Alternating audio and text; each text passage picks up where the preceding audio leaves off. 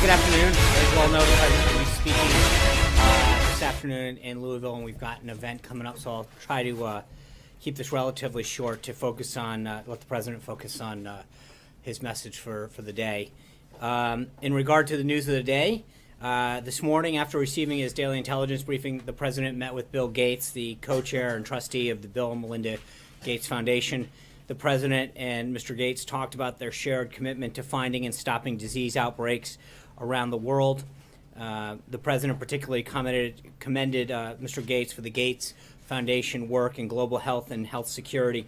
Generous and innovative private philanthropic groups like the Gates Foundation are critical to our mission of finding the cures for tomorrow.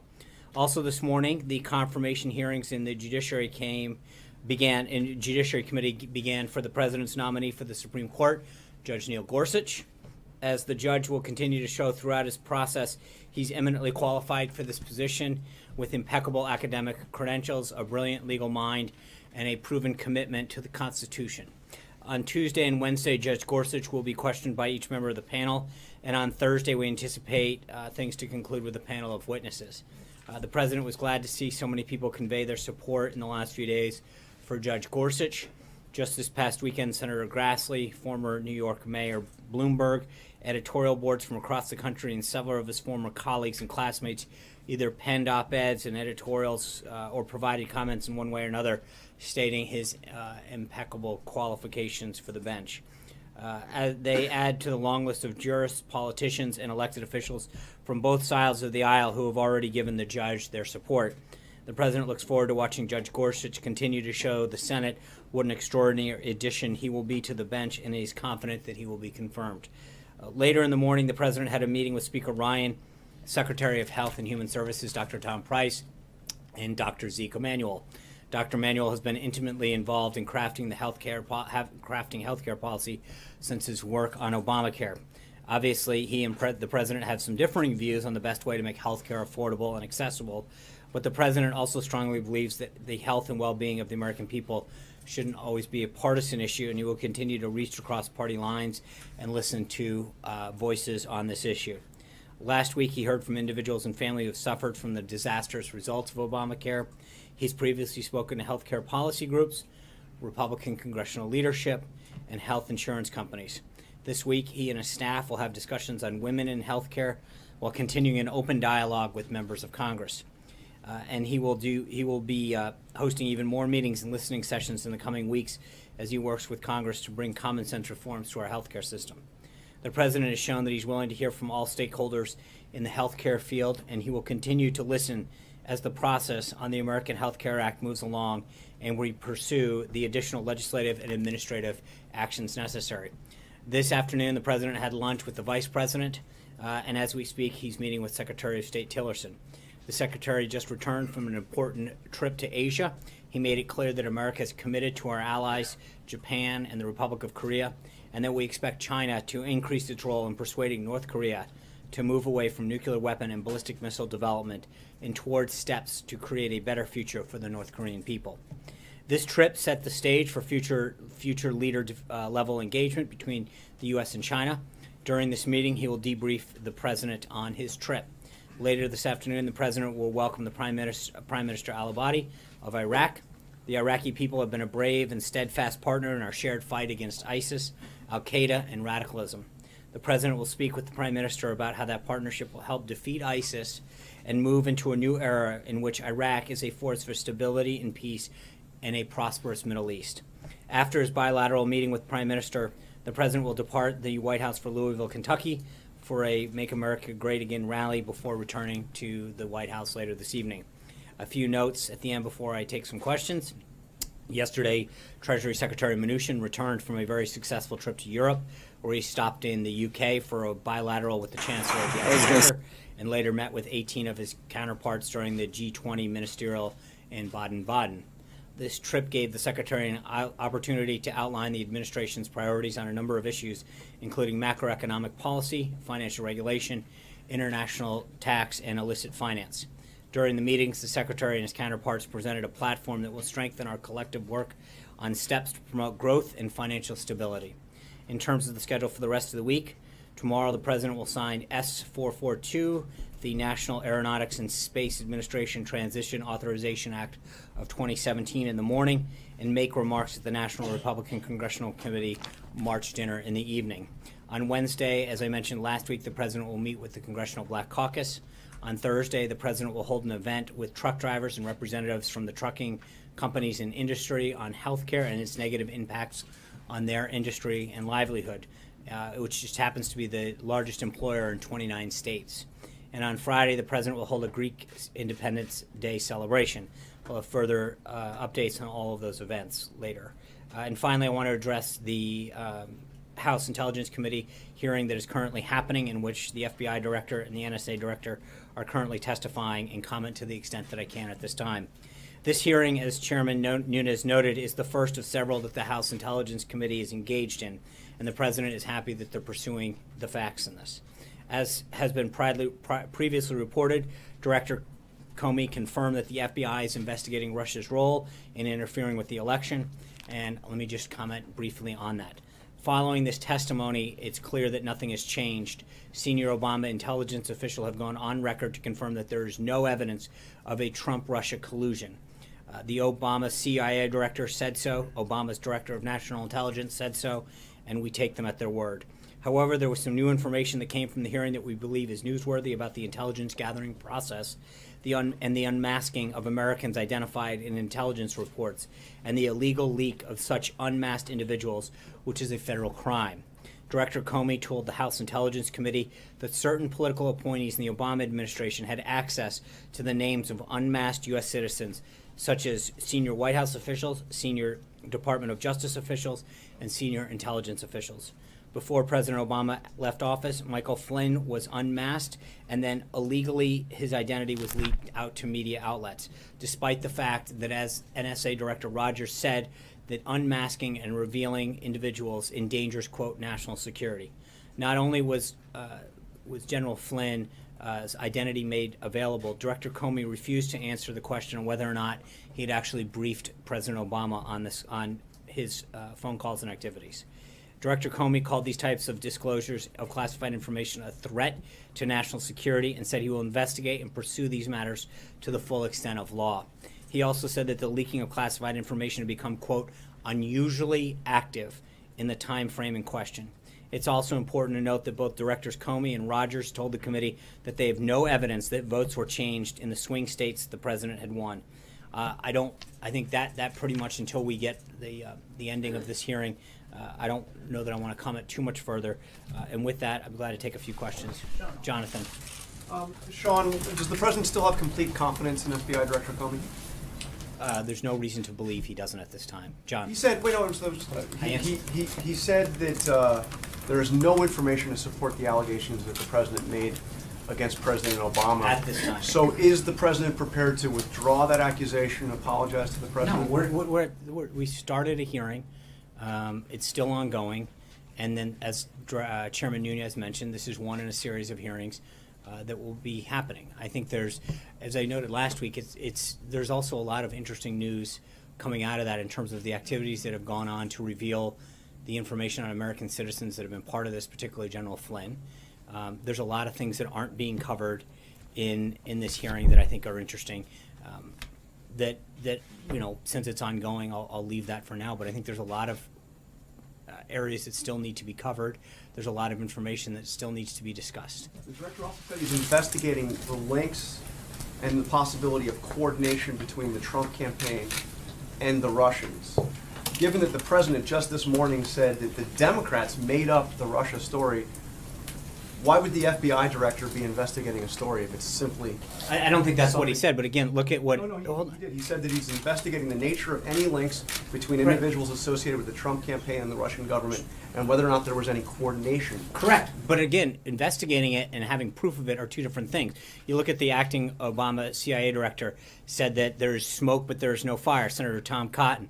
Not that I'm seen and not that I'm aware of. You look at Director Clapper, not to my knowledge. Senator Chris Coons, Democrat from Delaware, I have no evidence of collusion. I mean, there's a point at which you continue to search for something that everybody who's been briefed hasn't seen or found. I think it's fine to look into it, but at the end of the day, they're going to come to the same conclusion that everybody else has had. So you can continue to look for something, but continuing to look for something that doesn't exist doesn't matter. There is a discussion, I heard some names floated around before, that were hangers-on on the campaign.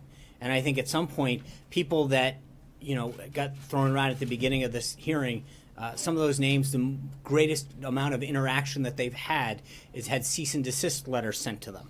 So the Roger Stones and the Carter no, Pages, yeah, are you- exactly. The Carter Pages, yes. But I mean, those people, the greatest amount of interaction that they had with the campaign was the campaign apparently sending them a series of cease and desist letters.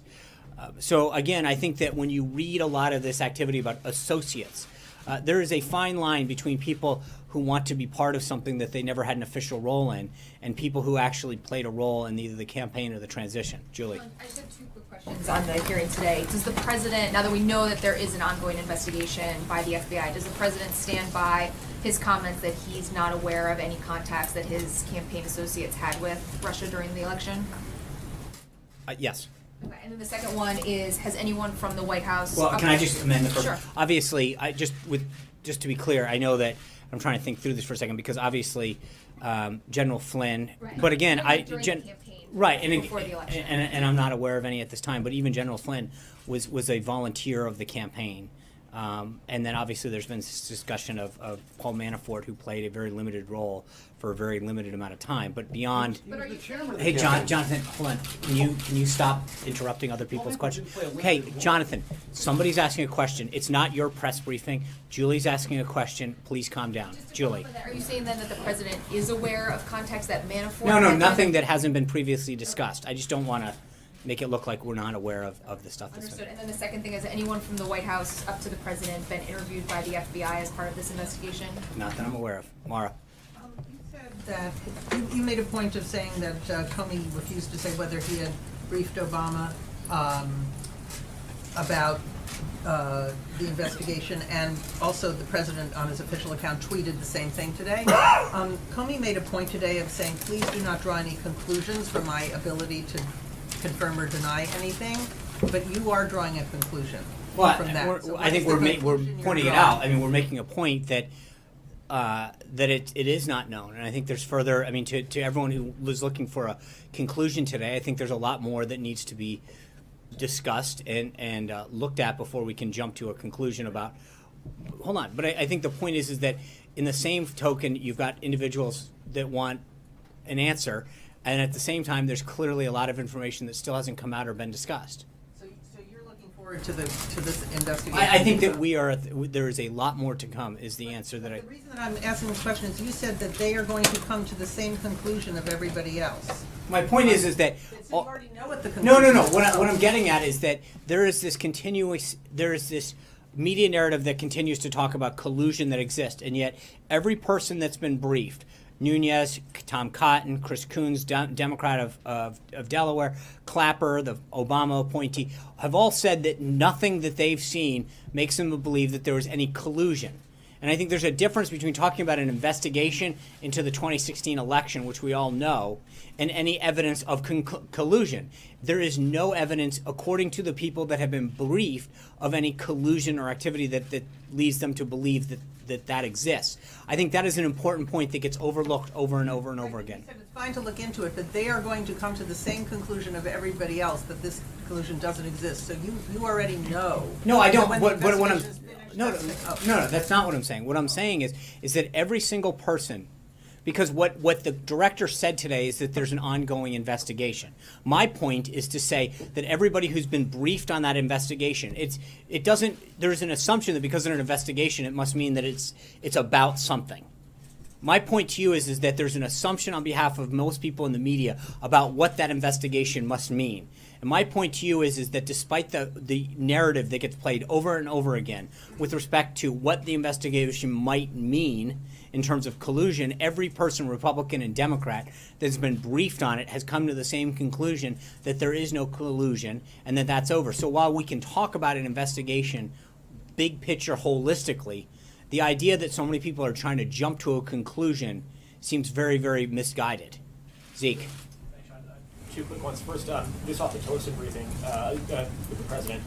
Do you expect the invitation to President Xi for that summit that has been reported on for next month was that extended on that trip? Do you expect that to be taking place early April 5th, 6th, 7th? I'll try to have more of a readout afterwards. I know that they're going to talk extensively about what he accomplished in both, Japan, South Korea, and obviously in Beijing. But I'm going to let the Secretary of State debrief the president before I get ahead of deciding what was discussed in Beijing. Back to the previous topic, I was hoping you could square the circle a little bit. You said in the case of the president's tweets that there's an ongoing investigation, that more things will come out that may justify that. But in the case of the collusion charge, you listed all the people who said there's no Right. investigation there. Why, in one case, is that sufficient to say that there is no, you can rule out collusion now, versus in the other case, you'd say, oh, there's going to be more information coming out that will prove Well, I'm these not tweets because again, I think there's a difference. I'm not ruling anything out. I'm merely explaining to you that every person, Republican, Democrat, Obama, that served in the Obama administration across a broad section, tweets in terms of what? that they're. But I think that there's on the investigation itself, we know from the people who have been briefed. On the other piece of it, we know that it's an ongoing thing, and that even according to the Department of Justice, in terms of the information that's been provided, and Chairman Nunes, that they are still at the beginning of this process. That is a very different thing than a group of people saying there is an ongoing investigation, and from what we've been briefed, there is no evidence to suggest any type of conclusion. That's a difference. Hunter. Thanks, Sean. On a slightly different topic, in his first 8 weeks in office, President Trump has made at least 10 trips to the golf course. He regularly used to criticize President Obama for spending time on the course. How is his golf game any different? Well, I think two things. One is you saw him utilize this as an opportunity with Prime Minister Abe to help foster deeper relationships in Southeast Asia, and have a growing relationship that's going to help U.S. interests. How you use the game of golf is something that he's talked about. Secondly, we went to down to, he had a mini cabinet meeting the other day or 2 weekends ago down at his club in Virginia, and I remember so many people jumping to the conclusion that he was going down and playing golf. Just because you go somewhere doesn't necessarily mean that you did it. So on a couple occasions, he's actually conducted meetings there. He's actually had phone calls.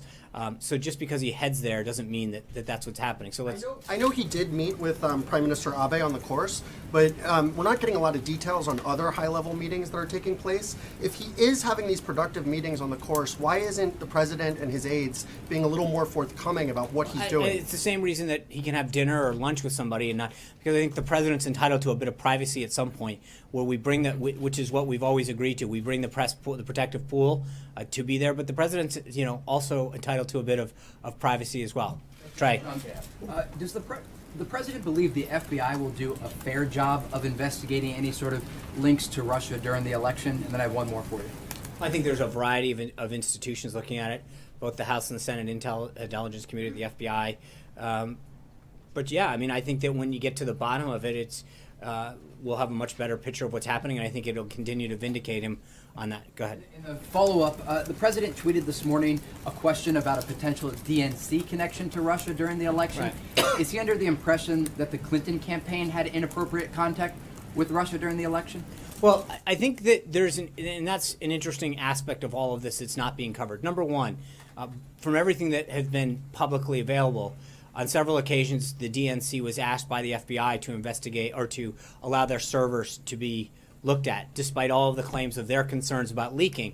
And yet the question still doesn't come out. Why wouldn't the DNC on multiple occasions rebuff the FBI? Why were they not wanting, if they were so concerned about hacks and leaking, why did the DNC not ask the FBI to come look? Not only did they not ask them, they rebuffed them on multiple occasions. Why? What are they hiding? What were they concerned of? But I think there's a serious question. I mean, they're very clear about the concerns that they have, and as well as all of the leadership in the Democratic Party. And yet, when it came to hacks and leaks out of the DNC, and they're quick to jump to the conclusion about who did it, and yet they wouldn't allow the FBI to investigate it. There's a whole second set of concerns here in terms of what was Hillary Clinton's role. I mean, you look at the Obama history, of the Obama administration, and the Clinton the Clintons' involvement with Russia in terms of donations that the Clintons received from Russian entities. The idea that they sold off tremendous amount of the uranium to the Russian government, and yet where was the concern for that? What are we doing to look into that? It was the Obama administration in 2009 that talked about a reset with Russia and a desire to reset relationships. It was Hillary Clinton who signed off on the deal that gave a Russian company 1/5 of the U.S. uranium supply. Where is the questioning about that? What did they get? There was discussion the other day about a Russian official noting that both campaigns they sought to do it. Where is the concern about their efforts on the Hillary Clinton thing? The Democrats and the Democratic Party and a lot of those individuals are quick to point fingers, and yet when it comes to discussing their own collusion or questions involving their involvement with Russian officials or buy-offs to the Russians, there's no discussion there. So you've got to wonder on both sides, where's the parity when it comes to these kind of investigations? Margaret. John, what constitutes conclusive evidence for the president on this front when you say there's more to come forward? You've got the FBI director saying nothing to back up the president's tweets about wiretapping former head of the DNI, House Intelligence Committees. I mean, we've had a series of officials. So when does this end for the president? Is it March 28th? It's not a question of a date. It's a question of where we get answers. You look at someone like Michael Flynn, and you ask the question, how does an American citizen who should be protected by law from having their identity unmasked, how does that happen? Because you got to think about it just like this. The FBI and all of the relevant intelligence agencies have access to this document. They can figure out who it was, right? Right. Hold on. So Who it was? hold on. In other words, The wiretapping of the president. That's the listen, claim. I understand that. What I'm getting at is that there's a lot of information that we have come to learn about what happened in terms of surveillance throughout the 2016 election and the transition. And when you look at somebody like Michael Flynn and you realize that while they might have been looking at somebody else at that time, how does somebody's name that's protected by law from being disclosed get put out in the public? Why was it put out in the public? Because the people in the intelligence community would have had access to that information. They could have found out who it was. But yet, you've got to question, why was a name that should have been protected by law from being put out into the public domain put out there? What were the motives behind that? What else do we need to know? Who was behind that kind of unmasking? So are you saying the president has evidence that we have No, yet no, to be I am saying seen? that there's a lot more questions that need to get asked about what was being done in terms of surveillance, who was being surveilled, why were they being surveilled, what techniques, why are certain people being sort of, quote, unmasked and having their identity known. What was going on? But there's a lot more questions than answers that need to get asked. Who does the president trust to provide those And I think answers, we've if talked not about the heads of all those agencies?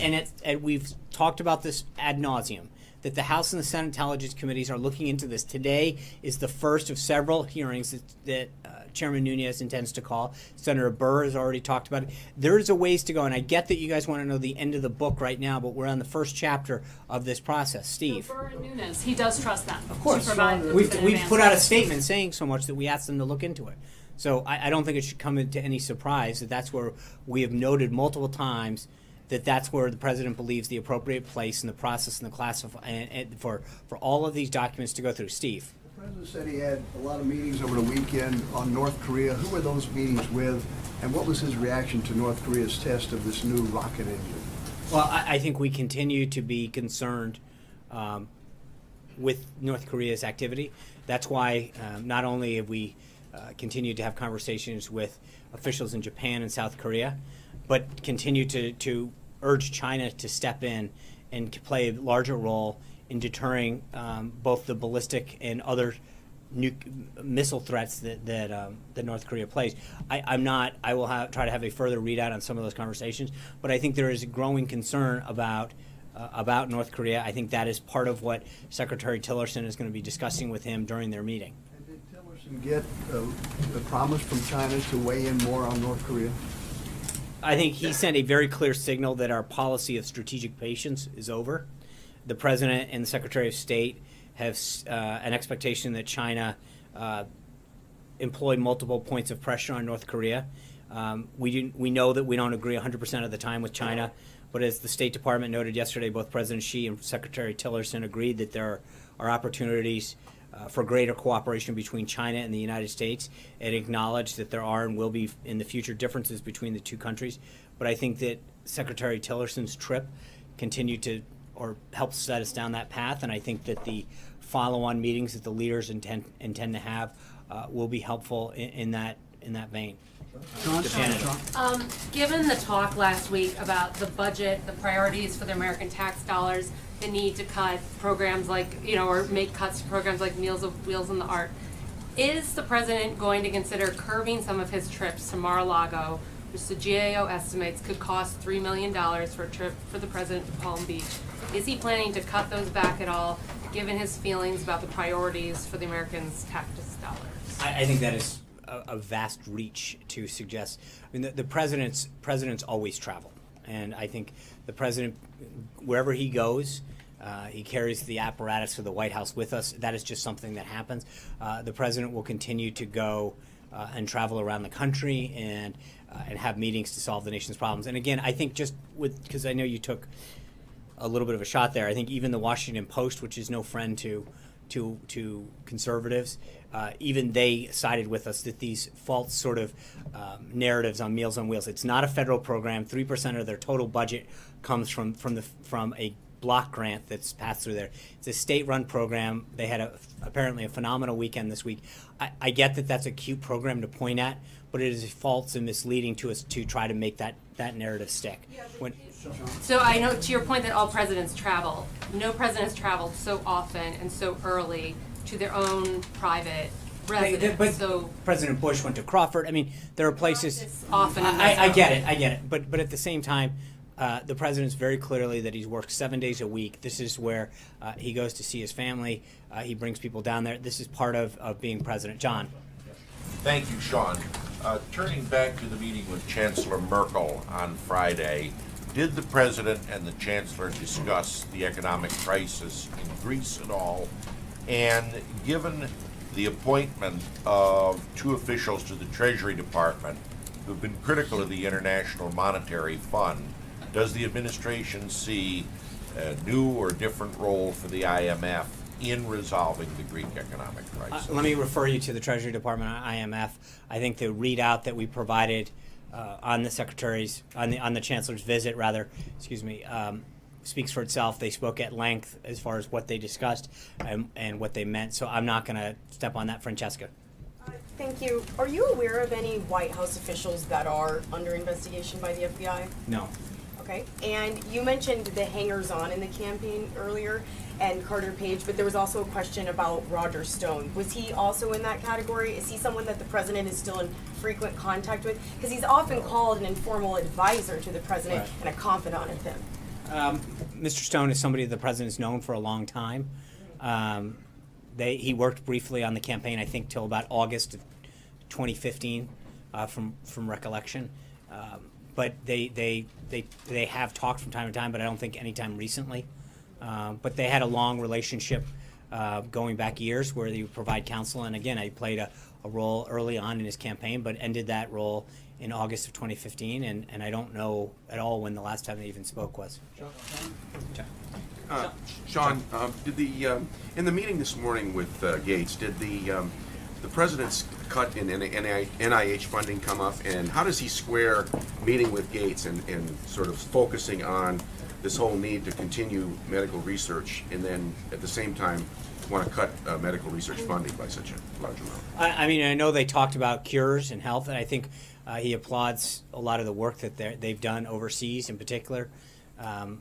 I don't have a full read on that yet, but I'll try to get you more on it. But look, we've discussed the NIH in particular. I think that there's this assumption in Washington that if you don't spend more on a subject that you're not caring as much. When you look at some of the agencies and departments and programs that we've seen, in many cases they're not meeting their mission.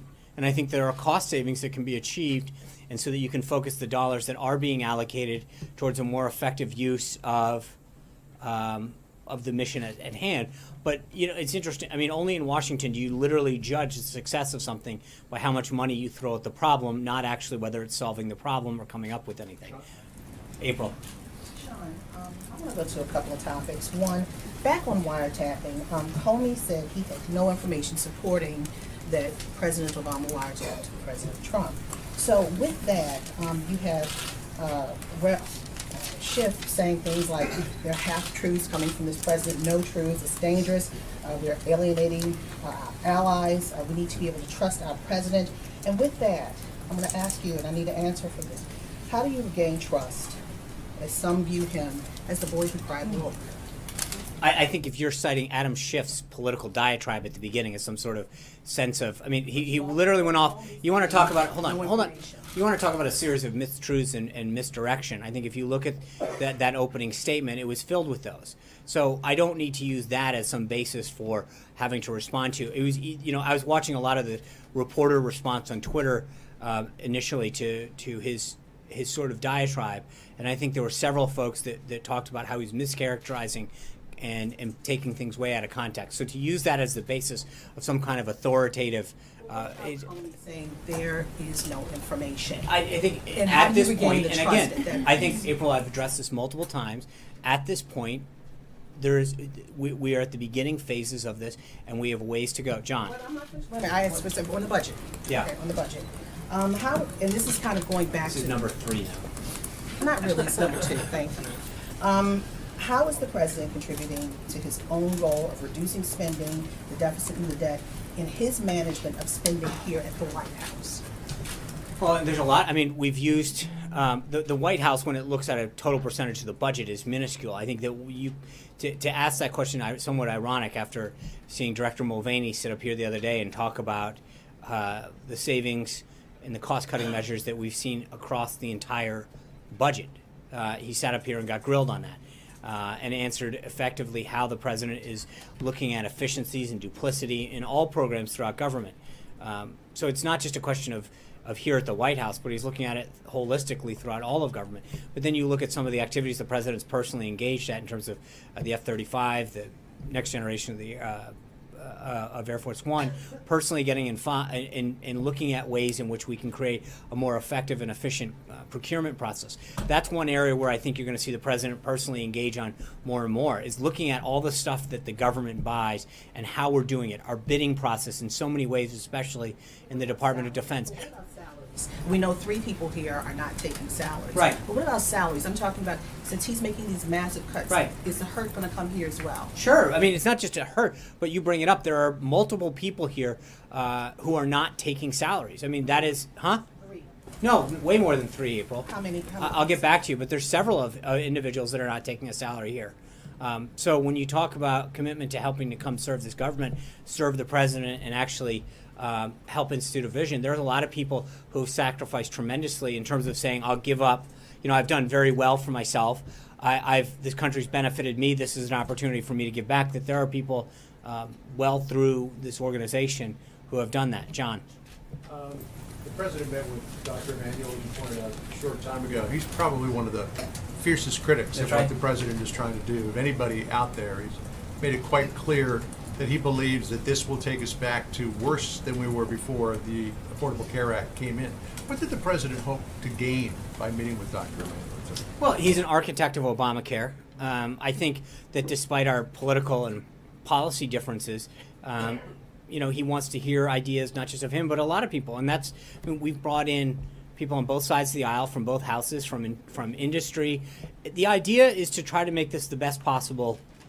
He talked to Elijah Cummings a couple weeks ago about drug prices. It's not about ideology or party. It's about instituting a patient-centric drug and health care system that benefits the American people and gives them the access and the price point that they can get health care and actually get coverage. So it is hearing his ideas, it's listening to his suggestions, and figuring out if we can make it better. Part of the manager's amendment that Speaker Ryan talked about is in large part because we've been listening and making it better and making it better. And as it continues to work its will through the process, it's not just the current bill, but it's also the additional legislation that's part of this overall 3-pronged process that we've talked about. So making sure that we do this right and we give the American people the best possible outcome is what this has always been about. The Speaker wants to get this in front of the House maybe by Thursday. How much will the plan change between now and then compared to what we saw voted on in the first 2 committees? And is the president going up to the Hill tomorrow? ENC, Ways and Means and Budget. First 2. And is the president going up to the Hill tomorrow morning? We don't have any announcements on the schedule at this time. He's going to continue to make sure that we do everything we can, and I'll leave the legislative piece up to Speaker Ryan. How much does he think it's Chairman going to Sessions. change between what we saw voted on by Ways and Means and It June depends on how comments much. I think Speaker Ryan detailed some additions and ideas and suggestions on your network yesterday with Chris Wallace that he is considering. And I think as we continue to meet with folks, there's some staff level discussions that occurred over the weekend. There'll be more later this afternoon. And to the extent that we can make changes that I think enable us to maintain 218 votes, we will do it. Sarah. There are a number of the president's supporters on the Hill and elsewhere who worry that the president's refusal to drop the whole wiretapping issue will eclipse some of his other accomplishments. What message does the president have for his supporters who worry that this could be a rabbit hole that might diminish the other things he's trying to do, like healthcare? I think there'll be a lot of accomplishments, so they don't need to worry. We've got a lot of things coming down the pike, and I think whether it's healthcare, tax reform, his infrastructure plan, reforming government, immigration. I mean, I think we're going to have a lot of things to be very proud of that people on both sides of the aisle are going to be excited to see enacted, and so in due time there'll be plenty to be proud of. Sarah. Incidental figure in this campaign, that he worked for the campaign for 5 months. He was the campaign chairman. He was there for a number of pivotal decisions. So I'm wondering, how is that insignificant, and is the White House aware of any contacts between Paul Manafort and Russian operatives or suspected Russian operatives, and is that a cause for concern? Well, just so we're clear, I'm not dismissing Paul Manafort as a hanger-on. I was noting some other folks, as Jonathan pointed out. With respect to Paul, though, I believe, and again, I'm not looking to relitigate the election, but I believe Paul was brought on sometime in June, and by the middle of August, he was no longer with the campaign, meaning that for the entire final stretch of the general election, he was not involved. And so, to start to look at some individual that was there for a short period of time, or separately individuals who really didn't play any role in the campaign, and to suggest that those are the basis for anything is a bit ridiculous. So are you saying it wouldn't be cause for concern if we found out that Paul Manafort was in contact with Russian operatives or suspected? No, I think that, but to intimate, right? No, but to intimate that somebody was there for 8 weeks and definitely not there in the final 3 months of the campaign, played some kind of lasting role that influenced. You know, again, you realize, I think somewhere between August 12th or the 15th was when he ended his affiliation with the campaign. So my point is to suggest now that if you look at the final 3 months of the campaign, where none of the individuals in question that Democrats brought up over and over again today were affiliated with the campaign, to suggest that somehow shows some high-level collusion is a bit of a stretch, to say the least. And is the White House aware of any contacts between Paul Manafort and Russian operatives or suspected Russian operatives? No. Join in more. Sean, you've been really critical of reports that are based on sources in the past. Today, it seems like the two headlines that we got out of the committee were, one, an official confirmation directly from the FBI and the Justice Department that there is an ongoing criminal investigation into whether associates of the sitting president had contacts with Russia and Russian operatives, and whether there was any coordination between those. And the second headline being that there is an official, you had questioned in the past, previously a couple weeks ago, when there were reports in our paper and others that the FBI director was indicating that there was no support for the president's tweets. You said, well, those are just reports, those are not coming from his mouth, he hasn't said it. Okay, we've now got it from his mouth directly in open testimony that there's no evidence that he has to support the president's tweets. I guess the question is, you know, do those two facts, which are now on the record and not attributed to anonymous sourcing, does that cause this White House any concern? And how come you treat the latter, the one about wiretapping, you want to say that's just in the early stages, but on the former one, you want to sort of come to the conclusion that the investigation is sort of gotten to the point where you don't have to worry about that because that's all said and done and everybody's come to the conclusion on that. So that seems like you're treating both of those pieces of news very differently. Well, first, I think your headlines are bad. I'm glad to rewrite. I'd be glad to if you guys are looking for some help. I'm for a job. Our services are at the New York Times disposal if it comes to writing headlines, and we could probably do a couple things on stories too if we're willing to go there. I think because there's a big difference. One is literally talking. There's a big difference. Everyone keeps conflating that there's an investigation into the 2016 election. Got it. No disagreement there, right? But I think that there's a question about collusion between anybody. And my point has been to say over and over again, to the dismay of every one of you guys, is that when the people who have been briefed by the FBI about collusion between individuals, the answer continues to be no. And at some point, take no for an answer. When these people, both sides of the aisle, Obama appointees, elected Democrats, elected Republicans, say no evidence suggested, at some point, it's not just about me, it's about you. Take no for an answer and realize that the people, while you can have an investigation, it doesn't necessarily mean that you have to jump to the conclusion that, aha, it must be about the collusion between those two things. They've talked about this for a long time. The 17 intelligence agencies have talked about an ongoing investigation into Russia's involvement in the election. That's vastly different than jumping to the conclusion and saying that there must be somehow, therefore, a collusion between individuals on one side. They don't talk about all of the Hillary Clinton collusion that may or may not have occurred, and that was a subject that came up with a Russian official, and yet that has not gotten pursued once. There were 0 minutes paid on the evening news the other night when that Russian official said that they attempted to reach out to both campaigns. 0 minutes. I know.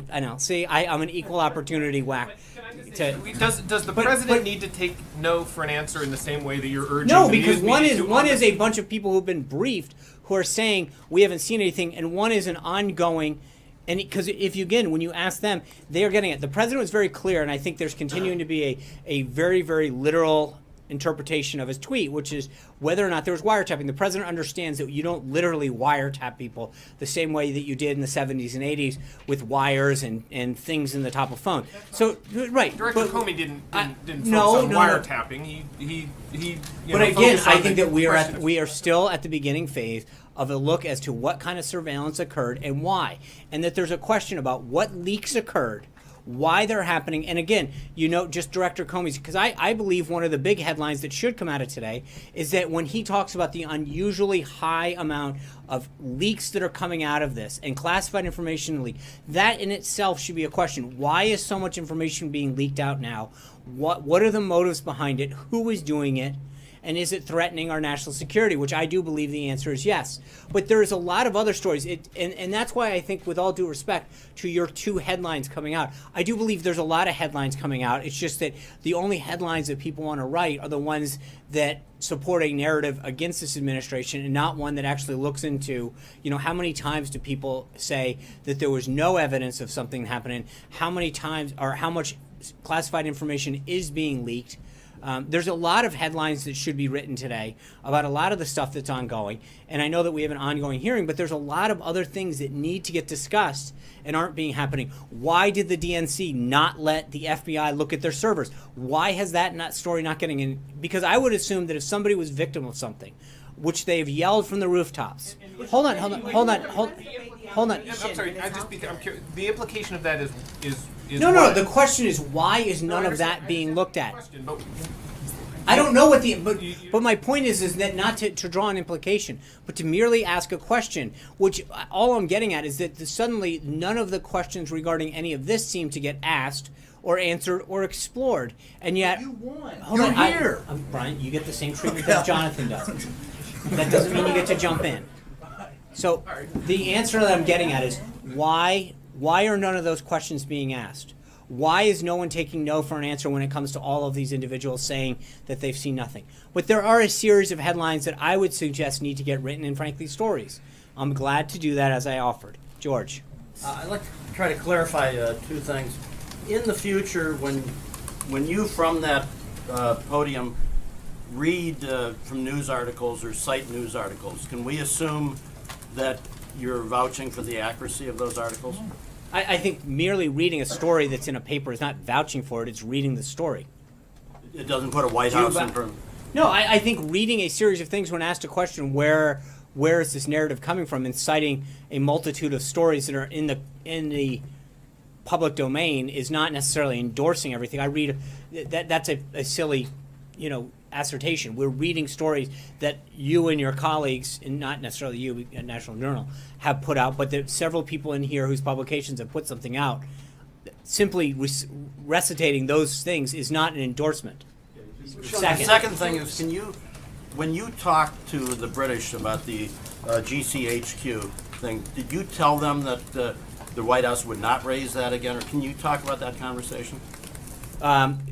There was merely an explanation of what we did and why we did it, which is what I just said to you, and that was it. Simply that. Thank you guys for that. We'll see you tomorrow. Hopefully some of you get a chance to go down today. If you don't, we'll have a readout. Thank you.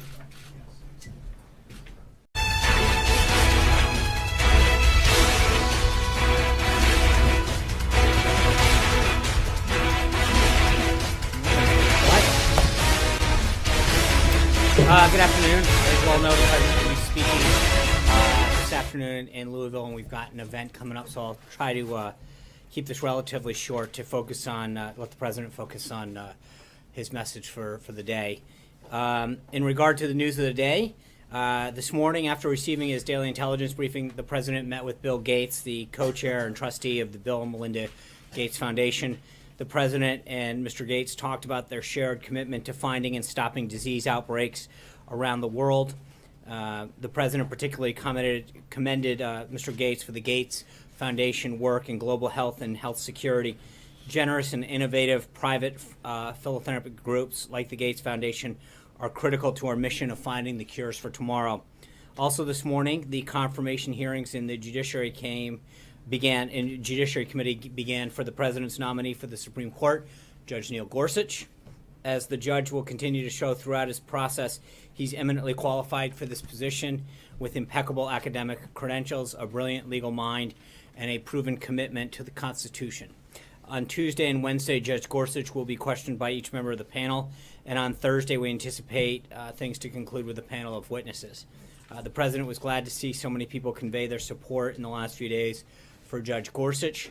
Just this past weekend, Senator Grassley, former New York Mayor Bloomberg, editorial boards from across the country, and several of his former colleagues and classmates either penned op-eds and editorials or provided comments in one way or another stating his impeccable qualifications for the bench.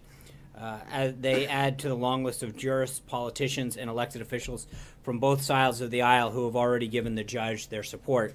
The President looks forward to watching Judge Gorsuch continue to show the Senate what an extraordinary addition he will be to the bench, and he's confident that he will be confirmed. Later in the morning, the President had a meeting with Speaker Ryan, Secretary of Health and Human Services, Dr. Tom Price, and Dr. Zeke Emanuel. Dr. Emanuel has been intimately involved in crafting healthcare policy since his work on Obamacare. Obviously, he and the President have some differing views on the best way to make healthcare affordable and accessible, but the President also strongly believes that the health and well-being of the American people shouldn't always be a partisan issue, and he will continue to reach across party lines and listen to voices on this issue. Last week, he heard from individuals and families who have suffered from the disastrous results of Obamacare. He's previously spoken to healthcare policy groups, Republican congressional leadership, and health insurance companies. This week, he and his staff will have discussions on women in healthcare while continuing an open dialogue with members of Congress. And he will be hosting even more meetings and listening sessions in the coming weeks as he works with Congress to bring common sense reforms to our healthcare system. The President has shown that he's willing to hear from all stakeholders in the healthcare field, and he will continue to listen as the process on the American Health Care Act moves along and we pursue the additional legislative and administrative actions necessary. This afternoon, the President had lunch with the Vice President, and as we speak, he's meeting with Secretary of State Tillerson. The Secretary just returned from an important trip to Asia. He made it clear that America is committed to our allies, Japan and the Republic of Korea, and that we expect China to increase its role in persuading North Korea to move away from nuclear weapon and ballistic missile development and towards steps to create a better future for the North Korean people. This trip set the stage for future leader level engagement between the U.S. and China. During this meeting, he will debrief the President on his trip. Later this afternoon, the President will welcome the Prime Minister al-Abadi of Iraq. The Iraqi people have been a brave and steadfast partner in our shared fight against ISIS, al-Qaeda, and radicalism. The President will speak with the Prime Minister about how that partnership will help defeat ISIS and move into a new era in which Iraq is a force for stability and peace in a prosperous Middle East. After his bilateral meeting with the Prime Minister, the President will depart the White House for Louisville, Kentucky for a Make America Great Again rally before returning to the White House later this evening. A few notes at the end before I